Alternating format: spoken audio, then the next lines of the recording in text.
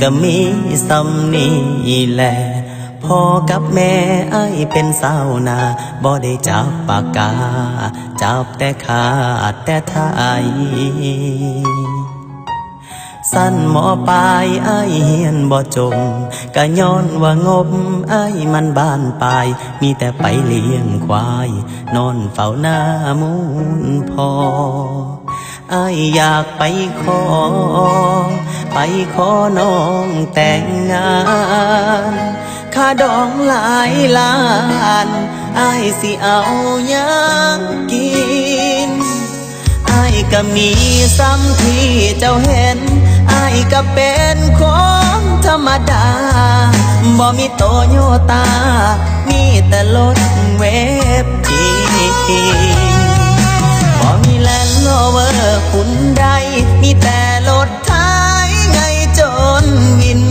ให้ตนอ้ายคนติดดินมีเขากินก็ถือว่าบุญ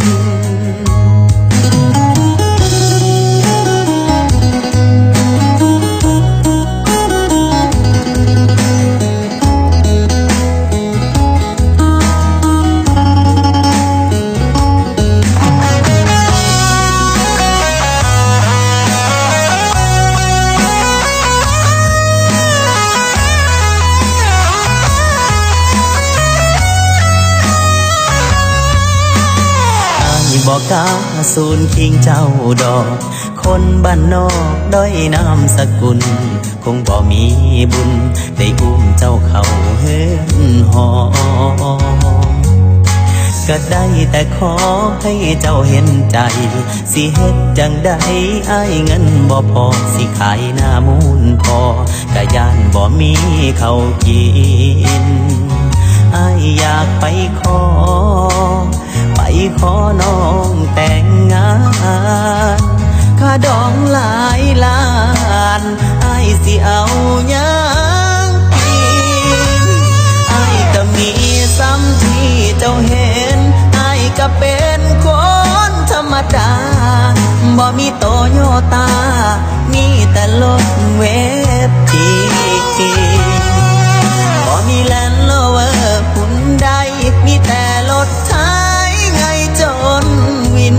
ให้ตนอ้ายคนติดดินอ้ายก็มีซ้ำที่เจ้าเห็นอ้ายก็เป็นคนธรรมดาสามัญบ่มีปีกบินบ่มีแลนด์โรเวอร์หุ่นใดมีแต่รถไทยไงจนวิน